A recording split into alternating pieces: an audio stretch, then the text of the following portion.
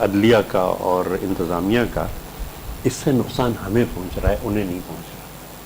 اور اس لیے ہماری ایک بالکل مخلصانہ کوشش یہ ہے کہ یہ ایک تو یہ تاثر لوگوں میں نہ جائے کہ کوئی تصادم ہے، دوسرے یہ کہ ہر ممکن احترام عدلیہ کا جو ہے وہ کیا جائے اور اس کے فیصلوں کو تسلیم کیا جائے اور اس کو صحیح رخ پہ لایا جائے. تو ہم اگر بات بھی کرتے ہیں تو بڑے مؤدبانہ، میں نے خود جو ایک لکھ کے دیا ہے انہیں، تو بڑے مؤدبانہ کہ جناب علی یہ ایک طریقہ ہو رہا ہے اور بغیر بات میں کوشش یہ کی جا رہی ہے کہ پاکستان پیپلز پارٹی اور عدلیہ کے درمیان ایک تصادم کیا جائے. وہ تاریخ میں نے بتائی کہ 12 مئی کو ہم کھڑے تھے، وہ گولیاں چل رہی تھیں چاروں طرف. Rana Mashhood Khan deputy speaker Punjab assembly Pakistan Muslim League Noon سے تعلق ہے، ان سے بھی بات کر لیتے ہیں کہ کل کے فیصلے کو وہ کیسے دیکھتے ہیں. رانا صاحب السلام علیکم. وعلیکم السلام جی. رانا صاحب کل کا فیصلہ محفوظ تو ہو گیا ہے، یقیناً کل کا فیصلہ جو بھی ہوگا وہ تو سامنے ہی آئے گا. آپ کیا سمجھتے ہیں جو فیصلہ آئے گا پاکستان مسلم لیگ نون کا کیا موقف ہوگا اس پہ؟ پہلی تو بات یہ ہے کہ جی مسلم لیگ نون جو ہے ہمیشہ ہم نے عدلیہ کی بحالی کے لیے جدوجہد کی ہے. ہم رول آف لا کی بات کرتے ہیں، ہم کرپشن کے خلاف بات کرتے ہیں. اور جو سب سے افسوسناک پہلو ہے اس پورے مقدمے کا، اس کے اندر ایک ایسی کرپشن پر پردہ ڈالنے کی کوشش کی جا رہی ہے جس کے آج جو سوئس اکاؤنٹس کے اندر پیسے پڑے ہیں وہ پاکستانی قوم کی امانت ہے. ہمارا پڑے ہیں پیسے. یہ تاج حیدر صاحب سے بھی تھوڑی دیر پہلے سوال ہو رہا تھا. میں نے کہا کہ پاکستان پیپلز پارٹی کے سینئر رہنما تاج حیدر صاحب، ان سے بھی یہ بات ہو رہی تھی تو وہ بھی یہ کہہ رہے تھے کہ پڑے ہیں، آپ کو پتا ہے. تو میں تو صاف ہی ہوں، یقیناً نہیں، میں تو جو تاج صاحب نے کہا مجھے تو پتا نہیں، پر پاکستان مسلم لیگ کو پتا ہے کہ سوئس اکاؤنٹ میں پیسے ہیں. دیکھیں بات آج یہ پوری قوم کو پتا ہے. جی واجد شمس الحسن صاحب نے جس طرح وہ ڈاکومنٹس کو ضائع کرنے کی کوشش کی، وہ ٹی وی کے اوپر تمام چینلز میں دکھایا کہ وہ ڈاکومنٹس جس طرح اٹھائے گئے، جس طرح وہ سارا ریکارڈ ضائع کرنے کی کوشش کی گئی. اور آج اتنا بڑا مسئلہ کیا ہے، اگر ایک لیٹر لکھنے کی بات ہے تو اس کے اوپر اگر تو ان کا کچھ نہیں پڑا تو پھر یہ لیٹر کیوں نہیں لکھ رہے ہیں؟ تاج صاحب رانا صاحب لائن پر رہی گا، رانا صاحب لائن پر رہی گا. تاج صاحب وہی سوال آ گیا. اب اپوزیشن کی طرف سے یہ سوال ہے اور ڈپٹی اسپیکر ہیں پنجاب اسمبلی کے رانا صاحب، وہ بھی یہی کہہ رہے ہیں کہ اگر نہیں ہے تو خط لکھنے میں کیا حرج ہے؟ جناب خط لکھے گئے، جی سادہ کاغذوں کے اوپر تصدیق لی گئی، جیلوں میں ڈالا گیا، ٹارچر کیا گیا، زبانیں کاٹی گئیں، سندھ ہائی کورٹ کے جو احکامات تھے ان کو ٹھوکر پہ مارا گیا اور یہ ثابت نہیں ہوا.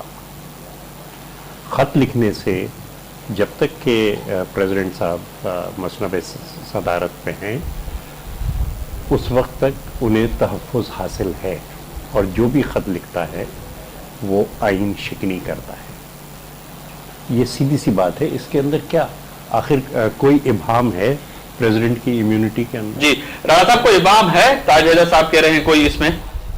دیکھیں میرا خیال ہے کہ پچھلے تمام دن جو سپریم کورٹ میں بحث چلی، اعتراض صاحب جو ہیں وہ یہی بات کرتے رہے. اگر ان کو اس بارے میں کوئی ابہام ان لوگوں کو ہے تو وہ ان کو کورٹ کے سامنے بتانا چاہیے تھا. اور کورٹ کا پہلے دن سے ایک ہی ہے کہ آپ لیٹر کیوں نہیں لکھ رہے ہیں. اگر آپ کے پاس کوئی ایسی گراؤنڈ موجود ہے کہ کوئی استثناء یا کوئی اس طرح کی بات کرتے ہیں، کورٹ کا ایک ڈائریکٹ آرڈر موجود ہے. اور میں ایک چیز اور آپ کو بتا دوں، ان ساری چیزوں کو چھوڑ کے میں بھی تاج حیدر صاحب میرے لیے بہت محترم ہے، لیکن معذرت کے ساتھ پاکستانی قوم بار بار بیوقوف نہیں بنے گی. اب ایک اور سیاسی شہید قوم کے سامنے لانے کا ڈرامہ نہیں چلے گا جب تک یہ کرپشن کی لوٹ کا پیسہ جو ہے پاکستان واپس نہیں آئے گا. پاکستان کے اندر اس پیسے کی واپسی کا شدت سے انتظار کیا جا رہا ہے، چاہے جتنے مرضی یہ سیاسی شہید کھڑے کر آپ لائن پر رہے گا. رانا صاحب آصف علی زرداری صاحب کی ایک اسپیچ ہے، کیونکہ بالکل وائنڈ اپ کی طرف جا رہا ہوں، وہ سنیں. اس کے بعد تاج حیدر صاحب اور آپ سے سوال کروں گا. یہ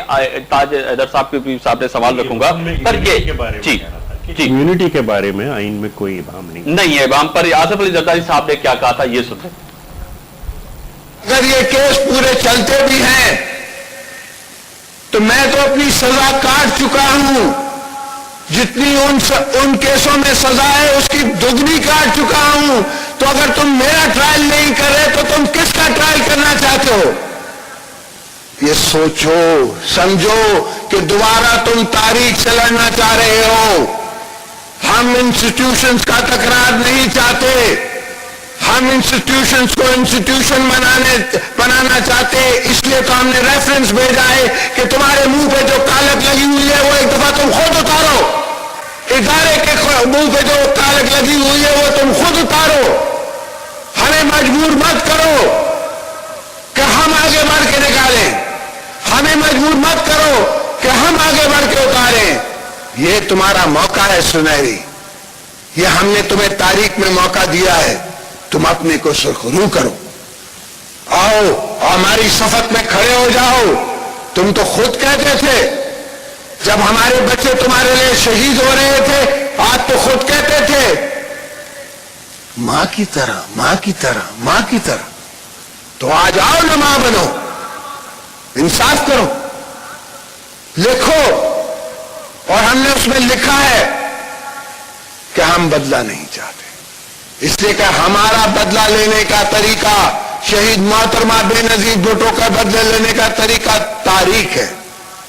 ہم یہاں کھڑے ہو کے، ہم یہاں سرجہوں ہو کے اپنی عوام کے سامنے ہم شہید محترمہ بے نظیر بھٹو کا نام لے کے ہر شخص کو آج چلنے چاہیں، میں نے تاریخ لکھوائی ہے سب سے، میں شہیدہ کا شاگرد ہوں، یہ آج آپ کو پتہ پڑ رہا ہے کہ اس نے مجھے کتنا سکھایا۔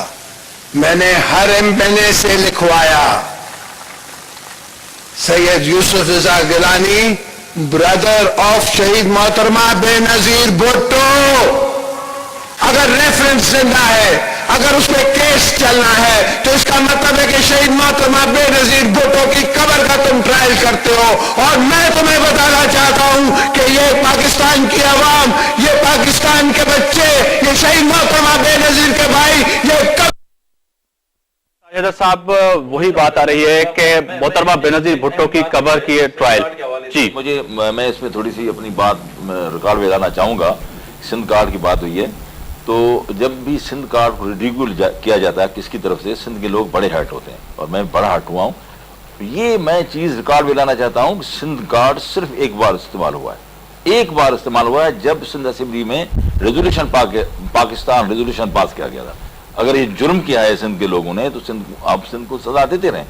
سندھ کارڈ صرف ایک بار یوز کیا ہے، جی اب خدا را مجبور نہ کریں کہ پھر دوسری بار دوبارہ کوئی اور بھی سندھ کارڈ استعمال۔ حیدر صاحب سزا بھگت چکا ہوں، 7 سال جیل میں بھی رہا، صدر صاحب کی اسپیچ کیا کہیں گے؟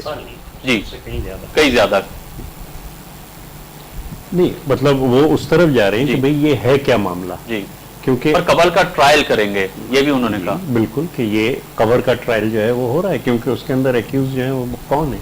محترمہ شہید بی بی صاحب ہیں۔ اس کیس کے اندر جو ایکیوز ہیں وہ محترمہ شہید بی بی صاحب ہیں۔ جی آپ کیا کہنے جا رہے ہیں؟ رانا مشہود صاحب، آپ نے سنی اسپیچ صدر صاحب کی، اور انہوں نے آخر میں بھی کہا کہ اگر یہ بات ہو رہی ہے تو یہ قبر کا ٹرائل ہوگا، تو آپ اس وقت کیوں اس بات پہ اڑے ہوئے ہیں کہ قبر کا ٹرائل ہو؟ دیکھیں، پہلی بات تو یہ ہے کہ فرینکلی وہ اسپیچ مجھے صحیح طرح ادھر سنائی نہیں دی، لیکن جتنا میں نے سنا ہے اس کے اندر میں آپ کو صرف اتنا کہنا چاہوں گا کہ یہ پیپلز پارٹی کی اب ایک عادت بن گئی ہے کہ یہ جب بھی آتے ہیں یہ لوٹ مار کرتے ہیں، کرپشن کرتے ہیں۔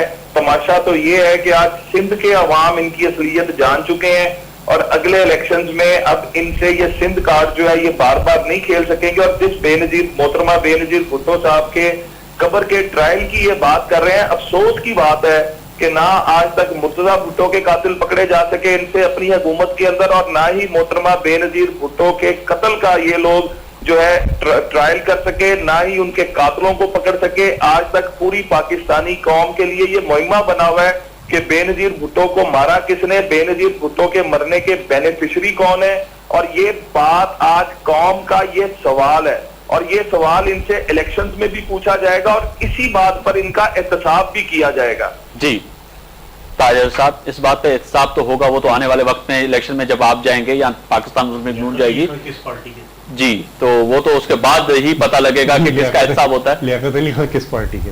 جی پاکستان مسلم لیگ۔ جی نہیں، میں تاج حیدر صاحب، بات بڑی کلیئر سی ہے اور انہوں نے کہا لیاقت علی خان کس پارٹی کے تھے؟ بات یہ ہے کہ اسٹیبلشمنٹ جو بھی قتل کراتا ہے لکھا جانا ہے اور اس لیٹر کی بنیاد پر وہ پیسہ جو آج اگر آپ کا دامن صاف ہے تو آپ لیٹر کیوں نہیں لکھتے ہیں تاکہ وہ لیٹر لکھ کے آپ کی جو پاک دامنی ہے وہ قوم کے سامنے آ جائے. یہ سارا کچھ صرف اس لیے کیا جا رہا ہے کہ سب کو پتا ہے کہ وہ پیسہ لوٹ مار کا پیسہ ہے. جی رانا صاحب ہماری تر دامنی پہ جب ہم دامن نچوڑتے ہیں تو فرشتے وضو کرتے ہیں. شہیدوں کی پارٹی ہے, ایسی بات نہیں ہے. ہمارے میاں صاحب کو بھی جب کسی شہید کے مزار پہ آنا پڑتا ہے تو ہمارے ہی یہاں آتے ہیں, کوئی ایسی بات نہیں. رانا صاحب کیا کل کے فیصلے پہ آپ کیا سمجھتے ہیں؟ کل کا فیصلہ آئے گا تو پاکستان مسلم لیگ کے وائنڈ اپ کی طرف جا رہا ہوں. آخری سوال کہ کیسے اس فیصلے کو آپ کیا تسلیم کریں گے کہ اگر وزیر اعظم کے خلاف فیصلہ آتا ہے یا حق میں آتا ہے؟ وہی بات ہے یاسین آزاد صاحب والی بات کے فیصلے تو دو ہی آنے کہ سوری آپ کی آواز کٹ رہی ہے لیکن جتنی مجھے سمجھ آئی ہے میں آپ کو صرف اتنا کہوں گا کہ بہت مذاق ہو گیا عدلیہ کے ساتھ, بہت مذاق ہو گیا قوم کے اداروں کے ساتھ. مسلم لیگ نون نے آخر وقت تک جو ہے صبر کا دامن تھامے رکھا. ہم عدلیہ کی بحالی کے بعد ہمارا خیال تھا کہ پیپلز پارٹی ہوش کے ناخن رہے گی اور اگر کل کا جو بھی فیصلہ آتا ہے مسلم لیگ نون اس فیصلے کے ساتھ کھڑی ہوگی اور اس فیصلے کے اوپر بہت شکریہ اگر کوئی راست اقدام بھی اٹھانا پڑا تو مسلم لیگ نون وہ قدم اٹھانے کے لیے تیار ہوگی. طاہر صاحب آپ کی جواب اور آپ کل کے فیصلے جو بھی آئے اس کو کیسے؟ راست اقدام میاں صاحب نے پہلے بھی اٹھائے ہیں. سپریم کورٹ پہ حملہ ہوا تھا تو وہ تمام راست اقدامات ہیں اور اگر راست اقدامات قانون کے دائرے میں ہیں تو بڑی اچھی بات ہے. قانون کے خلاف ہیں تو میرے خیال سے بہت بات ہے. لیکن میں نے عرض یہ کیا کہ ایک بہت بڑا ایک بنایا ہوا ہے ہائپ, لیکن کل کچھ نہیں. سر وزیر اعظم ہے, پرائم منسٹر ہے, نہیں کل طاقتور پرائم منسٹر, اس کا فیصلہ آنا ہے. میں آپ سے عرض کر رہا ہوں کہ بولٹن مارکیٹ میں اربوں روپے سٹے میں لگ گئے, یہ ہو گیا وہ ہو گیا, تمام چیز. کل کچھ نہیں ہوگا, کچھ نہیں ہوگا. اگر مارکیٹ نیچے جاتا ہے تو چلا جائے. جی یاسین صاحب کل کا فیصلہ آپ نے تو کہا جو بھی ہے دو ہی فیصلہ آ سکتے, پر پھر بھی وہی سوال ہوگا کہ فیصلہ جو بھی آئے آپ کیا سمجھتے ہیں کہ ملک کے قوم اور عوام کو کیا حاصل مقصد ہوگا؟ دیکھیں جی, پہلی بات یہ ہے کہ ایک بات جو میں آپ سے جس کی وضاحت کرنا چاہتا ہوں کہ جس طرح کہا کہ جی ہمیشہ جو شہید ہوئے ہیں ان کا تعلق سندھ سے تھا, تو اس دفعہ میرے خیال میں پنجاب کا وزیر اعظم شہید ہونے کے لیے جا رہا ہے, تو یہ کہنا کہ خالی سندھ میں اپریہنشن ہے, میں اس سے ایگری نہیں کرتا.